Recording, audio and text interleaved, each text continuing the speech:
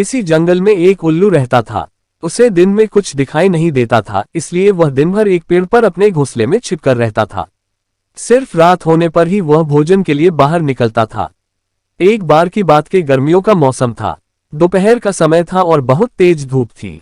तभी कहीं से एक बंदर आया और वह उल्लू के घोंसले वाले पेड़ पर आकर बैठ गया। गर्मी और धूप से परेशान बंदर ने कहा, उफ, बहुत गर्मी है।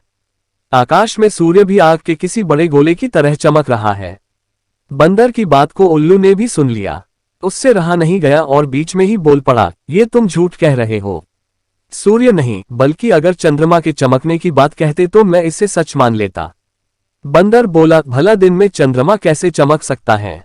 वह तो रात में चमकता है और ये दिन का समय है, तो दिन में सूर्य ही चमकेगा।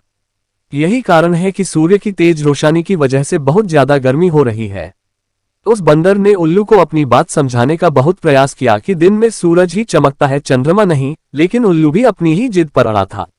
इसके बाद उल्लू ने कहा, चलो हम दोनों मेरे एक मित्र के पास चलते हैं, वही इसका निर्णय करेगा।